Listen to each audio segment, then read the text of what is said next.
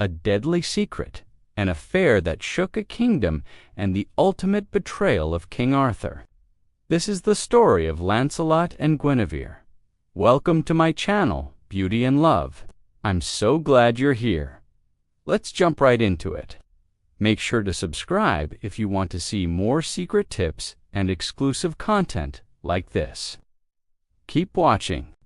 Arthur Pendragon was the once and future king of Camelot, the mythical leader whose deeds of valor were written down by the 12th century historian Geoffrey of Monmouth and immortalized in stories ever since.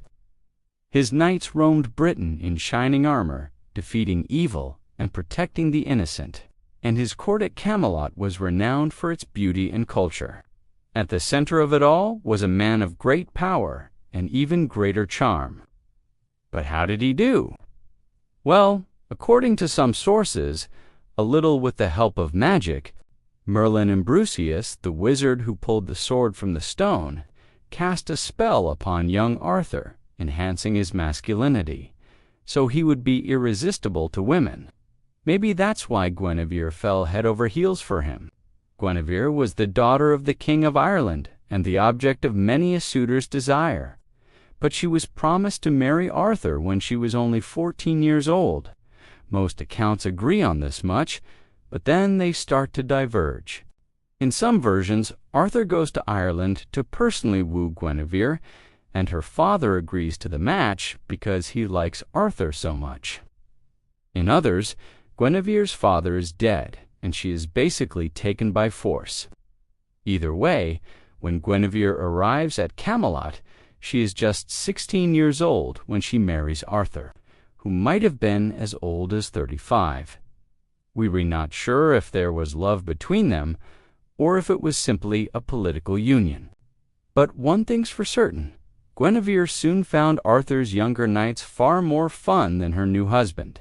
In particular, she was drawn to the dashing Sir Lancelot du Lac, one of the most skilled and valiant knights in Arthur's retinue. He was also the son of the rival king, Ban of Benwick, which made their romance even more scandalous. Theirs was a love born of youthful passion and mutual admiration. While Arthur might have been powerful and charismatic, he was often away on quests or otherwise occupied. And so Guinevere and Lancelot spent a great deal of time together. Soon, however, rumors began to spread around the kingdom of an affair between them. People whispered about the two of them riding through the forest, just the two of them, and staying late at the castle after Arthur had retired for the night. Guinevere knew that her reputation would be ruined if anyone found out the truth. After all, if she was having an affair, it was with her own husband's best friend and fellow knight. Even worse, the people of Britain held Arthur up as a role model of masculinity and fidelity. If word got out that he had been cuckolded, well, there would be no hope of salvaging his dignity. So to protect her lover, she enlisted the aid of the wizard Merlin, who placed a spell upon the kingdom, causing everyone to forget that Lancelot and Guinevere had ever met. The spell worked all too well. Everyone at court acted as though Lancelot didn't exist. They couldn't even remember his name. But while the affair continued for several years, Guinevere became pregnant and gave birth to a son named Galahad. Lancelot left Camelot and went on a pilgrimage to the Holy Land, supposedly so he could atone for his sins, and Guinevere raised her son alone. When Galahad grew up and learned the truth about his parentage, he decided to follow in his father's footsteps and become a knight. Under Merlin's tutelage, he proved himself to be an excellent swordsman and a true embodiment of chivalry, and eventually he returned to Camelot, where he was welcomed by his half-brother, Mordred. At this point, Arthur was getting on in years, and Mordred had been poisoning his mind against Guinevere, claiming that she was having an affair with Lancelot.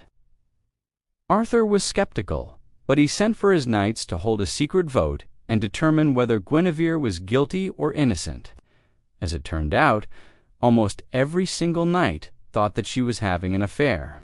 Most of them had witnessed her and Lancelot riding together through the forest. The only person who said she was innocent was Galahad. And despite Merlin's protestations, Arthur banished both Guinevere and Lancelot from Camelot, and had them locked in separate chambers in the castle. When Galahad heard this, he immediately ran to his mother's chamber and told her that he would go out into the forest and find 50 maidens who had never been touched by man, and bring them back to prove that she was still a virgin. Although this was a nearly impossible task, Guinevere told him that he should try because she believed that he would succeed.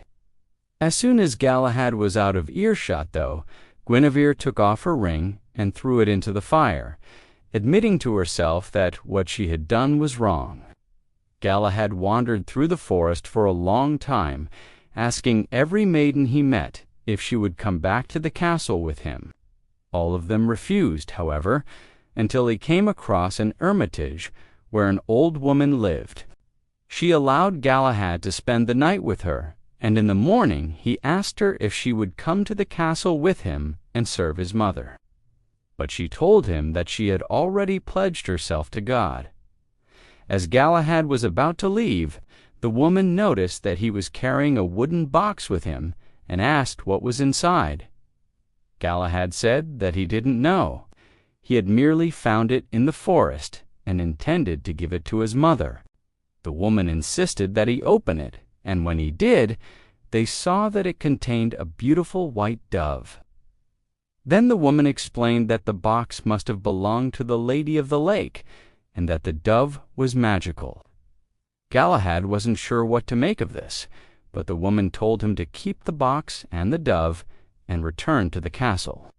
When Guinevere saw the box, she understood that the dove was a symbol of her lost innocence. Now, although she had never had an affair before meeting Lancelot, she realized that she had been complicit in hiding his sin and bringing Galahad into the world. Though she had loved Lancelot very much, she now hated herself for what she had done. Meanwhile, Lancelot hadn't fared much better. Unable to live without Guinevere, he had resisted the urge to end his own life. But in withdrawing from society, he had lost everything that had given his life meaning. Stripped of honor, friends, and family, he had nothing left but his sword and his faith. After Guinevere admitted that she had betrayed Arthur, the king relented and allowed her to stay in Camelot under the condition that she would live in a tower. Eventually, Arthur died and Merlin was imprisoned by the evil wizard Morgan Le Fay. This is when Lancelot returned to Camelot to rescue his one true love from her tower prison. Together, they escaped and went to live in a castle in France. There, their son Galahad became the first knight of the Round Table and helped heal the divisions that his parents had caused. However, tragedy struck once again when Lancelot was killed defending Guinevere from an attack by Sir Kay, one of Arthur's knights. He died knowing that he had atoned for his past sins, and Guinevere lived out the remainder of her days mourning her lost love. So what can we learn from the affair between Lancelot and Guinevere? Well, perhaps that even the greatest heroes are capable of terrible mistakes. Or maybe it's just a cautionary tale about the dangers of lust. What do you think? Let me know in the comments below. And thank you for watching. Don't forget to subscribe so you don't miss any of our awesome videos. Also, be sure to check out this playlist for more royal mishaps, including more stories of King Arthur and his knights. I'll see you next time.